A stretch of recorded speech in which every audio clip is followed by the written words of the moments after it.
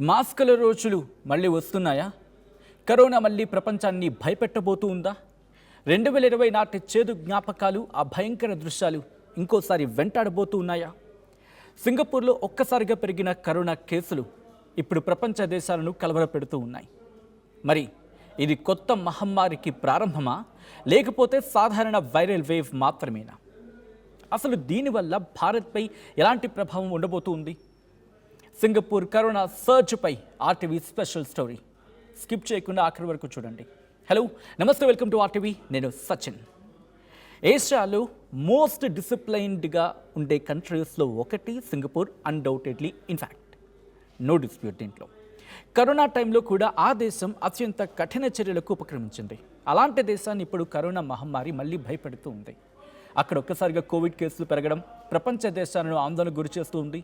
Singapore ఆరోగ్య శాఖ ప్రకారం కేవలం వారం రోజుల్లోనే, అంటే ఈ నెల 10 నుంచి 16 మధ్య ఏకంగా 12,700 కొత్త కేసులు రిజిస్టర్ అయ్యాయి. అంతకు ముందు వారంతో పోలిస్తే 58.8% ఎక్కువ. ఇది ఎంత? 58.8%. అంతేకాదు, కోవిడ్ కారణంగా హాస్పిటల్స్లో చేరే వారి సంఖ్య కూడా భారీగా పెరుగుతూ ఉంది. గతంలో రోజుకి 56 మంది వరకు చేరితే కనుక ఇప్పుడు ఆ సంఖ్య 73కి పెరిగింది. అయితే కేసులు పెరిగినా ప్రస్తుతానికి మరణాలు నమోదు కాలేదని, ఇప్పటి వరకు పరిస్థితి అదుపులోనే ఉంది అని అక్కడి వైద్యాధికారులు చెప్తూ ఉన్నారు. సింగపూర్లో ప్రస్తుతం NB181 వేరియంట్కి సంబంధించిన కేసెస్ రిజిస్టర్ అవుతూ ఉన్నాయి. దీనిని కరోనా ఒమిక్రాన్ కుటుంబానికి చెందిన కొత్త సబ్ వేరియంట్గా డాక్టర్లు గుర్తించారు. ఎక్స్పర్ట్స్ గుర్తించారు. నిజానికి సాధారణంగా వైరస్లు కాలక్రమేణా మార్పులకు లోనవుతూ ఉంటాయి. వాటిని మ్యూటేషన్స్ అంటూ ఉంటారు. అలాంటి మార్పుల కారణంగానే డెల్టా, ఒమిక్రాన్ వేరియంట్స్ వస్తూ ఉంటాయి. ఇన్ఫ్యాక్ట్ వచ్చాయి. అలాంటి వేరియంట్స్ పుడుతూ ఉంటాయి, లేకపోతే వస్తూ ఉంటాయి. ఇప్పుడు ఇదే తరహాలో NB181 వేరియంట్ వచ్చింది. నిపుణులు చెబుతున్న దాని ప్రకారం ఈ వేరియంట్ చాలా వేగంగా వ్యాపించే అవకాశం ఉంది. ముఖ్యంగా రద్దీ ప్రదేశాల్లో ఈ వైరస్ వ్యాప్తి ప్రభావం ఎక్కువగా ఉంటుందని హెచ్చరిస్తూ ఉన్నారు. అయితే ఇది అత్యంత ప్రాణాంతక వేరియంట్ కాదు అని, పాజిటివ్ కేసుల సంఖ్య పెరిగినప్పటికీ తీవ్రమైన పరిస్థితులు చాలా తక్కువగా ఉంటాయని వాళ్ళు అంచనా వేస్తూ ఉన్నారు. ప్రస్తుతం సింగపూర్లో వ్యాపిస్తున్న NB181 కరోనా వేరియంట్ లక్షణాలు ఎక్కువగా ఒమిక్రాన్ తరహాలోనే ఉన్నాయని డాక్టర్లు గుర్తించారు. అయితే కొన్ని కేసెస్లో తీవ్రమైన గొంతు నొప్పి ఉంటుంది అని చెప్పి వాళ్ళు రిపోర్ట్స్ని బేస్ చేసుకొని చెప్తూ ఉన్నారు. దీని ప్రధాన లక్షణాలను చూస్తే తీవ్రమైన గొంతు నొప్పితో పాటు దగ్గుంటుంది, జలుబు, జ్వరం లాంటివి ఉంటాయి. కొన్ని సందర్భాల్లో శరీరానికి సంబంధించి నొప్పులు ఎదుర్కొంటూ ఉంటారు. తలనొప్పి, ముక్కు బ్లాక్ అవ్వడం, అలాగే వాంతులు, డయేరియా లాంటి గ్యాస్ట్రిక్ ఇష్యూస్ కూడా కనిపిస్తున్నాయి. ఈ వేరియంట్కు సంబంధించి కొంతమందికి గొంతులో రేజర్ బ్లేడ్తో కోసేస్తున్నట్టు నొప్పి ఉంటుంది అని చెబుతూ ఉండడం కాస్త ఆందోళన కలిగించే అంశం. అందుకే దీనిని సోషల్ మీడియాలో రేజర్ బ్లేడ్ థ్రోట్ వేరియంట్ అని కూడా పిలుస్తున్నారు. ఏంటది? రేజర్ బ్లేడ్ థ్రోట్ వేరియంట్ అని చెప్పి దాన్ని పిలుస్తున్నారు. నిజానికి సింగపూర్లో కేసులు పెరిగితే ప్రపంచం ఎందుకు టెన్షన్ పడుతుందో తెలియాలంటే ఒక్కసారి గతాన్ని తవ్వాల్సిందే. గతంలో చైనా తర్వాత కరోనా వేగంగా వ్యాపించిన మొదటి కొన్ని దేశాల్లో సింగపూర్ ఒకటి. మోస్ట్ డిసిప్లైన్డ్ కంట్రీ అయినప్పటికీ ఈ మహమ్మారి ప్రారంభం అయినప్పటి నుంచి ఇప్పటి వరకు సింగపూర్లో దాదాపు 30 లక్షలకు పైగా కోవిడ్ కేసులు రిజిస్టర్ అయ్యాయి. ఇక మోర్టాలిటీ అంటే మరణాల విషయానికి వస్తే సింగపూర్లో కరోనా వల్ల అధికారికంగా అఫీషియల్గా 2024 మంది ప్రాణాలు కోల్పోయారు. అయితే ప్రపంచ దేశాలతో పోలిస్తే ఇక్కడ మోర్టాలిటీ రేట్, మరణాల రేటు కేవలం 0.08%గానే ఉంది. కానీ వైరస్ కార్చిచ్చులా వ్యాపించి దేశాన్ని స్తంభించిపోయేలా చేసింది. ఆ టైంలో కేసులను అదుపులోకి తీసుకురావడానికి సింగపూర్ సర్క్యూట్ బ్రేకర్ పేరుతో కఠినమైన లాక్డౌన్ ఆంక్షను విధించింది. స్కూల్స్ని, ఆఫీసర్స్ని, మాల్స్ని అన్నింటినీ క్లోజ్ చేసింది. అంతేకాదు, కాంటాక్ట్ ట్రేసింగ్ కోసం ట్రేస్ టుగెదర్ అనే మొబైల్ యాప్ను, బ్లూటూత్ టోకెన్స్ను తప్పనిసరి చేసింది. మాస్కులు పెట్టుకోకపోయినా, రూల్స్ బ్రేక్ చేసిన భారీ జరిమానాలు, జైలు శిక్షలు కూడా విధించింది. ఆ తర్వాత వచ్చిన డెల్టా, ఒమిక్రాన్ వేవ్ల వల్ల అక్కడ వృద్ధులు, అంటే పెద్దవాళ్ళు, వ్యాక్సిన్ తీసుకొని వాళ్ళు భారీ సంఖ్యలో ప్రాణాలు కోల్పోయారు. అలాంటి దేశంలో ఇప్పుడు మళ్ళీ కేసులు పెరగడమే ఆందోళన కలిగిస్తూ ఉంది. సింగపూర్ వైద్య వర్గాలు చెబుతున్న దాని ప్రకారం ప్రస్తుతం అందుబాటులో ఉన్న వ్యాక్సిన్స్ ఈ NB181 వేరియంట్పై సమర్థవంతంగా పనిచేస్తూ ఉన్నాయి. కేసులు పెరుగుతూ ఉన్నా ఇప్పటి వరకు ఒక్క మరణం కూడా నమోదు కాకపోవడం దీనికి నిదర్శనం అని చెప్పి వాళ్ళు చెప్తున్నారు. ఎస్పెషల్లీ ఐసీయూ సిచ్యువేషన్స్ లేకపోతే మోర్టాలిటీ తగ్గించడంలో ఈ వ్యాక్సిన్స్ కీలకంగా పనిచేస్తున్నాయని చెప్పి చెప్తూ ఉన్నారు. అందుకే ఇప్పటి వరకు సిచ్యువేషన్ కంట్రోల్లోనే ఉంది. కాబట్టి ఇప్పుడున్న వేరియంట్ 2020 పరిస్థితులా కాదని నిపుణులు చెప్తూ ఉన్నారు. As of now World Health Organization ఈ కొత్త వేరియంట్పై క్లోజ్ మానిటరింగ్ చేస్తూ ఉంది. గ్లోబల్ ఎమర్జెన్సీ విధించేంత సీన్ లేకపోయినా పెద్దవాళ్ళు, గర్భిణులు, చిన్నపిల్లలు, దాంతోపాటు ఇతర దీర్ఘకాలిక జబ్బులు ఉన్నవాళ్ళు అలర్ట్గా ఉండాలని చెప్పి డాక్టర్లు వార్నింగ్ ఇస్తున్నారు. ఇంకా చెప్పాలంటే హెచ్చరిస్తూ ఉన్నారు. సింగపూర్లో కేసులు పెరుగుతూ ఉండడంతో ఇండియా కూడా అప్రమత్తమైంది. ఆందోళన వ్యక్తం చేస్తూ ఉన్న పరిస్థితులు ఉన్నప్పటికీ అక్కడ పరిస్థితిని ఎప్పటికప్పుడు పరీక్షిస్తుంది. ఇన్ఫ్యాక్ట్ సమీక్షించుకుంటూ ఉన్నారు వైద్యాధికారులు. ఇక్కడ కూడా అలాంటి పరిస్థితి వస్తుందా అన్న ప్రశ్నలు తలెత్తుతూ ఉన్నాయి. అయితే నిపుణుల ప్రకారం ప్రస్తుతానికి భయపడాల్సిన పరిస్థితి లేదు. ఎందుకంటే అక్కడ క్లోజ్ మానిటరింగ్ ఉంది, క్లోజ్ అబ్జర్వేషన్ ఉంది సింగపూర్ సిచ్యువేషన్స్ మీద. సో వైద్యాధికారులు అటువైపు కూడా దృష్టి సారించారు. ఇక్కడ ఏమైనా సిచ్యువేషన్ అలాంటిది ఉందా ఎప్పటికప్పుడు వాకప్ చేసుకుని ఆ డీటెయిల్స్ని తీసుకునే ప్రయత్నం చేస్తున్నారు. సో నిపుణులు చెప్తున్న దాని ప్రకారం ప్రస్తుతానికైతే మనం భయపడవలసిన పరిస్థితి లేదు, కానీ నిర్లక్ష్యం చేయకూడదని చెప్పి సూచిస్తూ ఉన్నారు. ఎందుకంటే సింగపూర్ నుంచి ప్రతిరోజు వేలాది మంది భారత్కు వస్తూ ఉంటారు. ఇక్కడి నుంచి అక్కడికి వెళ్తూ ఉంటారు, అక్కడి నుంచి ఇక్కడికి వస్తూ ఉంటారు. రాను పొన్ను టూరిజం కావచ్చు, వాట్ ఇట్ మేబీ, ఇవన్నీ ఉంటూ ఉంటాయి. మరి ముఖ్యంగా IT employees, students, business travellers నిరంతరం రాకపోకలు సాగిస్తూ ఉంటారు. దీంతో కేంద్ర ఆరోగ్య శాఖ అలర్ట్ అయింది, సిచ్యువేషన్ని నిశ్చితంగా గమనిస్తుంది. Airport screening, hospital alerts, public mask advisory లాంటి ప్రాథమిక జాగ్రత్తలు తీసుకోవాలని సూచిస్తుంది. పానిక్ అవ్వకుండా ప్రికాషన్స్ తీసుకోవాలని డాక్టర్లు చెప్తూ ఉన్నారు. జ్వరం, దగ్గు, జలుబు ఉంటే లైట్ తీసుకోవద్దు. రద్దీ ప్రాంతాల్లో మాస్క్ ధరించండి, చేతులు శుభ్రం చేసుకోండి. ఇలాంటివి జాగ్రత్తలు పాటిస్తే మనం ఒకవేళ ముప్పు లాంటి పరిస్థితున్నా వాటి నుంచి తప్పించుకునే అవకాశం ఉందని చెప్పి సూచిస్తూ హెచ్చరిస్తూ ఉన్నారు. ఇక 2020లో వచ్చిన కరోనా వేవ్ ప్రపంచాన్ని పూర్తిగా మార్చేసింది. అప్పట్లో రోడ్లన్నీ ఖాళీ అయిపోయాయి, విమానాల రాకపోకలు పూర్తిగా నిలిచిపోయాయి, ప్రపంచ ఆర్థిక వ్యవస్థ కుప్పకూలిపోయింది. అన్నింటికీ మించి లక్షలాది మంది కళ్ళ ముందే ప్రాణాలు కోల్పోయారు. అందుకే ఇప్పుడు ప్రపంచంలో ఏ చిన్న దేశంలో కరోనా కేసులు వచ్చినా లేకపోతే ఆ సంఖ్య పెరిగినా ప్రపంచం వెంటనే అలర్ట్ అవుతుంది.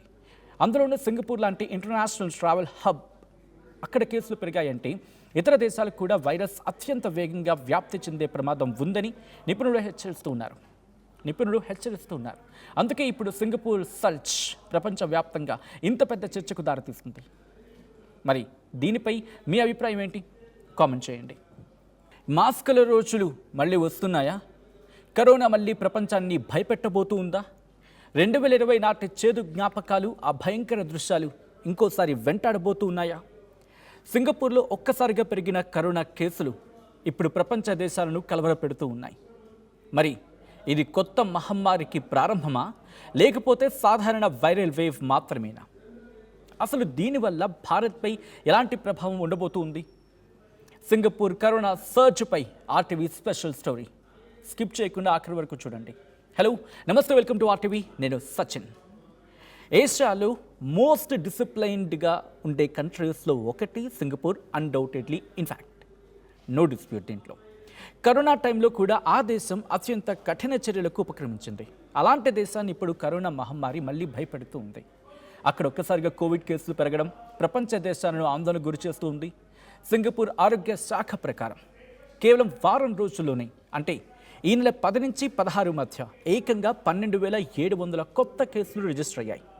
అంతకు ముందు వారంతో పోలిస్తే 58.8% ఎక్కువ. ఇది ఎంత? 58.8%. అంతేకాదు, కోవిడ్ కారణంగా హాస్పిటల్స్లో చేరే వారి సంఖ్య కూడా భారీగా పెరుగుతూ ఉంది. గతంలో రోజుకి 56 మంది వరకు చేరితే కనుక ఇప్పుడు ఆ సంఖ్య 73కి పెరిగింది. అయితే కేసులు పెరిగినా ప్రస్తుతానికి మరణాలు నమోదు కాలేదని, ఇప్పటి వరకు పరిస్థితి అదుపులోనే ఉంది అని అక్కడి వైద్యాధికారులు చెప్తూ ఉన్నారు. సింగపూర్లో ప్రస్తుతం NB181 వేరియంట్కి సంబంధించిన కేసెస్ రిజిస్టర్ అవుతూ ఉన్నాయి.